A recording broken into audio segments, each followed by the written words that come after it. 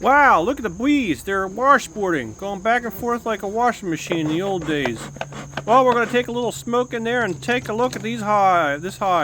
This is the colony that had the Wonky comb in it. They were crazy. They were attacking me like mad in the spring. We're going to see how they're doing. I've taken quite a few of their numbers down, split them many times, and they've got some honey in here that's a little capped over. It's not a complete frame, but we're going to see how they're doing.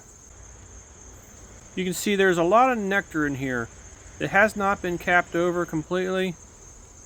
I'm hoping that if I leave this stuff in here this last couple of months before winter, they're going to cap this over and then I can steal it later on. Here's another one that's half capped and the rest is not, so I'm going to take that one because that's pretty well ready to go, I think. And here's another one. You can see there's still a lot of space in there. This one's pretty well capped over. There's a little bit of nectar on the bottom, but I'm taking this one too.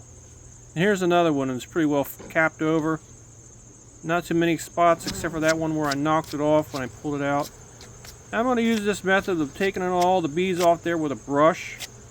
I'm told that if you have a lot of colonies, you don't want to do this because they go crazy when they start smelling the honey. So each frame I take off, I'm going to take off the frame to the other side of the yard and sneak it into a box and cover it up quickly. Hopefully they won't figure out what I'm doing before I'm done. This is the second box down. You can see that I was trying to get them to draw some of these foundations out with wax.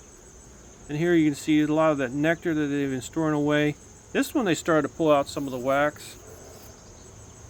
So you can see there's a lot of nectar in here that has not been capped.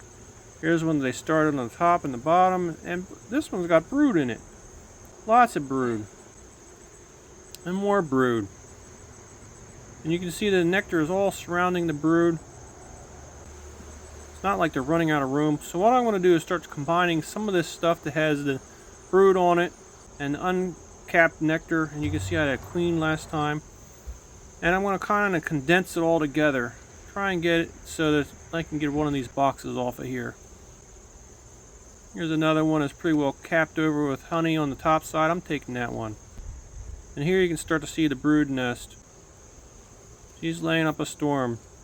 Here you can see some of them are brooded that came out, and some of them are being filled in with the nectar around it. Here you can see some more of the foundations I try to get them to draw out. I'm taking all these out of here. I heard that they don't really draw wax near the end of the year, so I'm going to take them out. And here's the first box. Now you can see what they're really doing down here. They're drawing lots of pollen. That's the second frame of pollen. Lots of pollen, and I hear that stuff's nasty.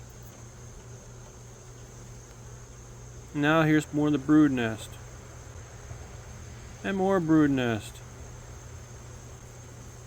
And here's some spots ready to lay up. And you can see there was a queen cell that I pulled out. It was old, but I don't want to have to worry about it next time when I see it and not know if it was new or old. Here's some of the foundation they started to draw out pretty well, and they got some more of that on the other side. And more of these empty frames. Now that one they started to draw out, and so did that one. So anyway, I'm going to put it all back together and give you a show of what I'm putting back in. Here's the frames that are pretty well heavy with bees and their babies and the larvae. And here I'm going to show you some more of the foundations. They aren't completely filled out with the capped comb.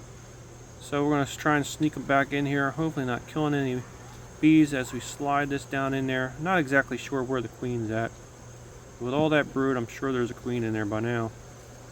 I'm going to use this turning, twisting method to hopefully not crush too many queen or bees as I put the boxes back together. And you can see how I'm combining all the stuff together that has no use for me in the honey extractor.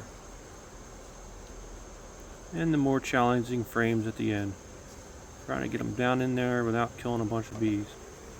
And this is the third box coming back, and that should cap it off. We're going to use a chicken bag for the lid. Well, thank you for watching the Wonky Hive.